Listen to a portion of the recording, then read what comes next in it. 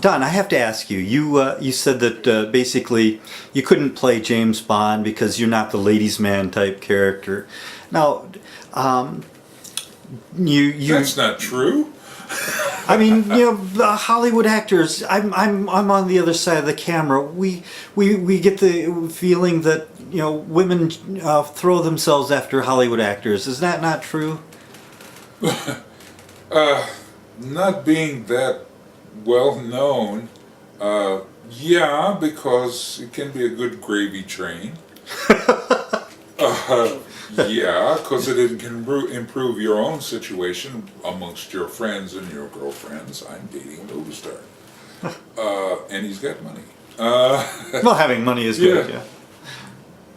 But in relationships of any kind, it has to be a reciprocal thing in which you give some and they give some, and there has to be an electricity it has to be the natural thing. Right. Yeah, it has to be the natural thing.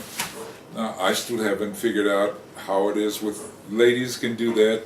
They look at a guy and say, yum, and the guy's standing there with a big stoop. Yeah.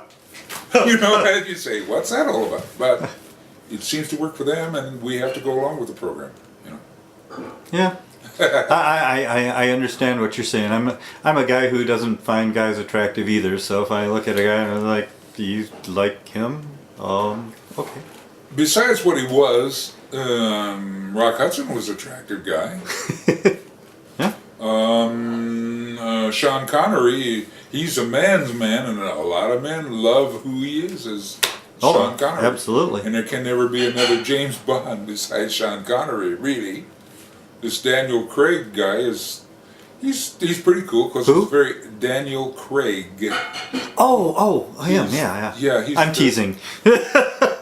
You said there could never be another James Bond. Not like Sean Connery. Right. Yeah. The Daniel Craig he's all right. He's athletic. He's right. Buffed. He's got his blue eyes. He's all right. But Bond was the epitome of. Sean Connery was the epitome of the suave super spy. Right. Could get down and dirty with anybody, and yet the ladies loved him to death, and he didn't mistreat them. He just accepted what they were doing, and From all of them. Yeah, exactly. No conditioning. Exactly. Just, okay, we'll enjoy this moment. It may never happen again.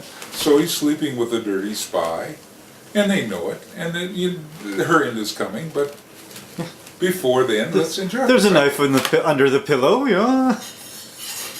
Hey. That's for later. Right. Exactly. If necessary. Quite necessary, of course. Very nice. So, if the ladies' man isn't your ideal role, what would you say your ideal or fantasy role would be? Otello. Otello.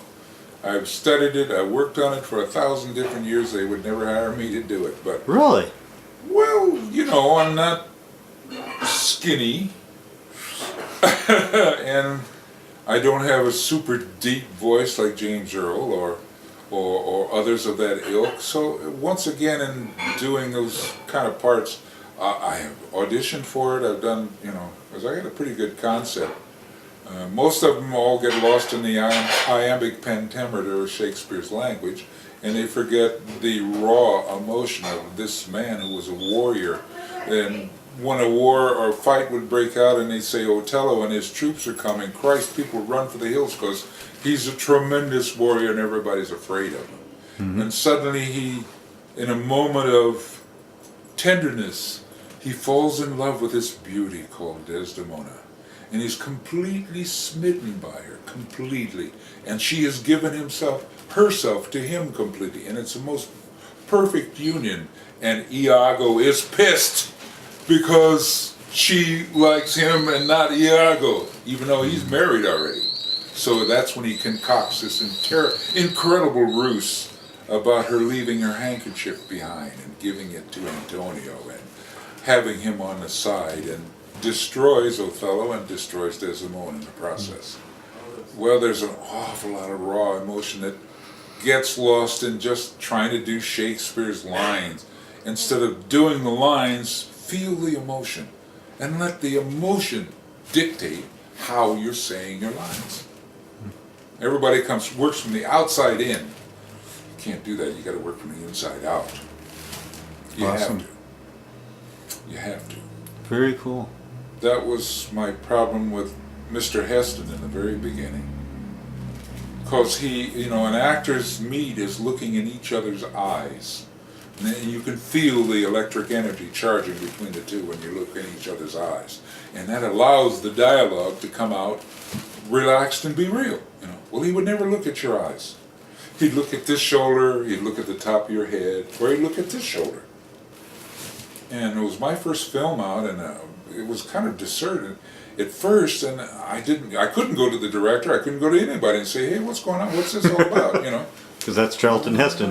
Yeah. That's Moses. So I got to work with it. Okay, I'll do, this was the first time I did my Joan Collins routine, when we say, action, and he's looking at the shoulder.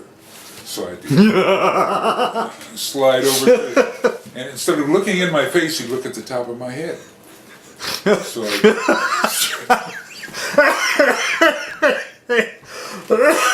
by then he's looking at this shoulder. So he back this way. And then we had a break, and I'm on my knees. My head is at his belt buckle.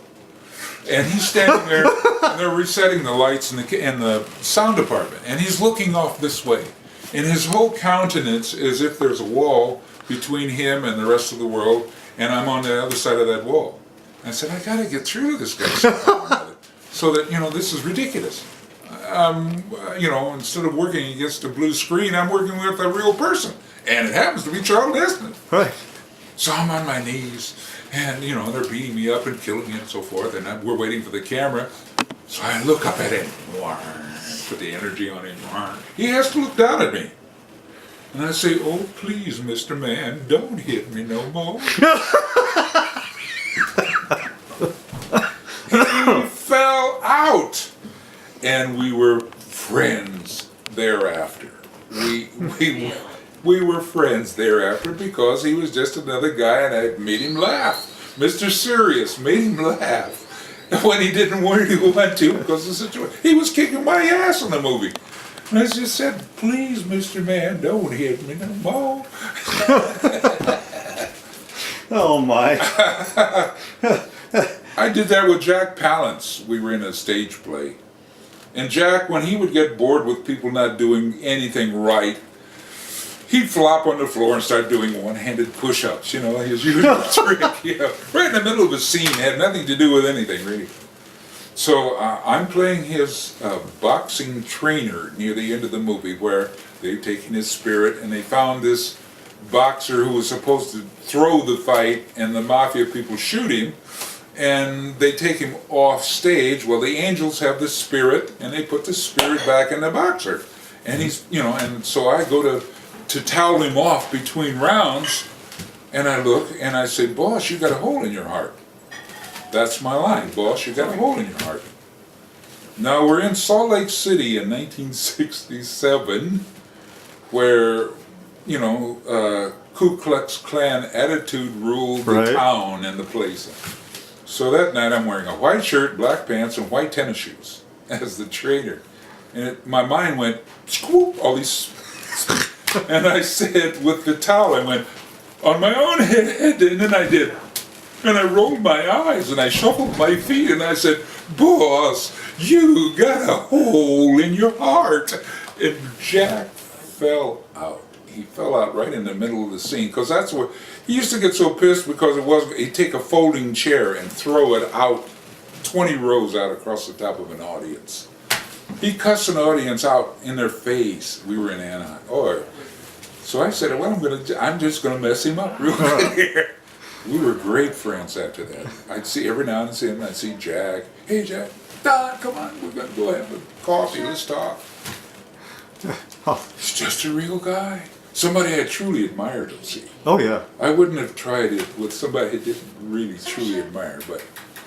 And I'm trying to make a start in the business, so I got to do something. Right. Without offending people. Keep them laughing. Absolutely. Make them laugh, make them laugh. the whole world loves a clown, right?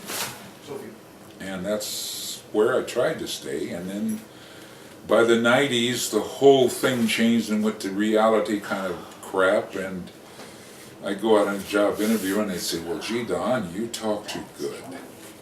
What do you mean I talk too good? Don't you mean to say I speak too well, you ass? Talk too good. Well, yeah, but you're black.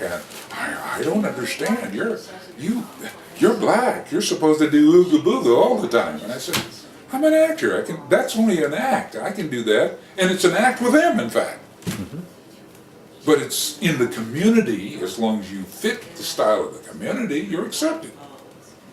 So I'm not really accepted by black folks, really. And I'm not really accepted by a whole majority, more with the Caucasian area than I am with my own people. They look at me like I'm a strange person. I went to school like many of you went. I went to college like many of you. But I didn't come home saying ask. Instead of ask, you're saying ax. Or my kids, and my head, and my heart, and D's and does and dumbs and do this and do and ooga booga There's no reason for that. I agree. This is a world where you have to learn to be able to accept everything around you and get ahead and use the energy from it. And you can't do that being President Obama. Don't talk like that. Right. And he's the President of the United States. And you want to ridicule him because he acts white? No, he acts American. And he's trying to tell you that we're all Americans. Let's get on it. I'll get through this life. I'll be happy with it. I'm 75 now, and I hope I can do another 25.